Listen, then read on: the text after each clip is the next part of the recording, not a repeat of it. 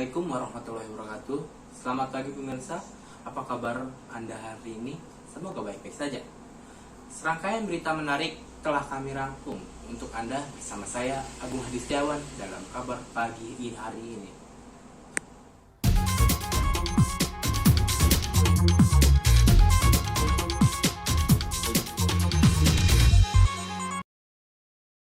Badan Pengawas Obat dan Makanan atau BPOM resmi mengeluarkan izin penggunaan darurat vaksin virus corona atau COVID-19 atau asal perusahaan Cina yaitu Sinovac pada hari Senin 11 Januari 2021.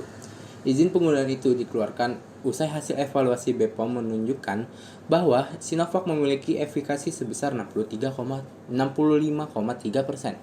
Adapun pertimbangan BPOM mengeluarkan izin ini setelah melihat imunigonisitas, keamanan, dan efikasi Sinovac telah sesuai standar yang ditetapkan oleh Badan Kesehatan Dunia atau WHO. Badan POM memberikan persetujuan penggunaan dalam kondisi emergency use authorization untuk vaksin COVID-19 yang pertama kali kepada vaksin CoronaVac produksi Sinovac yang bekerja sama dengan PT Bio Farma, kata Kepala BPOM Penny Lukito dalam jumpa pers Senin kemarin.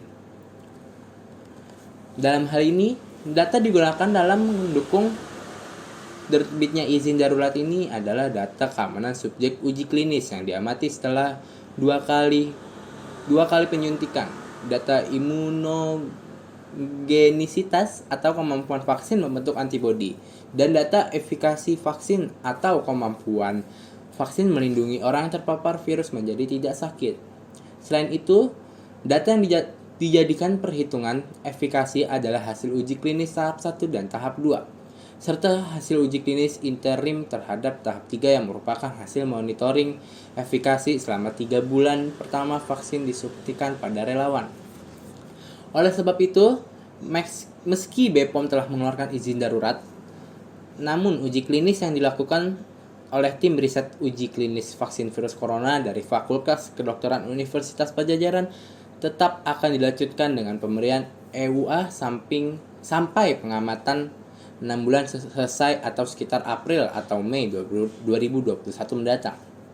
Penny mengatakan berdasarkan hasil uji klinis menunjukkan vaksin COVID-19 Sinovac aman untuk disuntikan. Menurutnya, efek samping yang ditimbulkan juga bersifat ringan hingga sedang.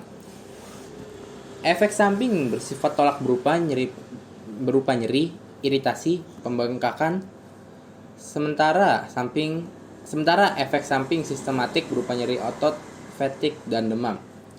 Frekuensi efek samping dengan derajat berat, sakit kepala, gangguan di kulit, atau diare yang dilaporkan hanya 0,1 sampai dengan 1%. Efek samping tersebut bukan efek samping yang berbahaya dan dapat pulih kembali, ujarnya.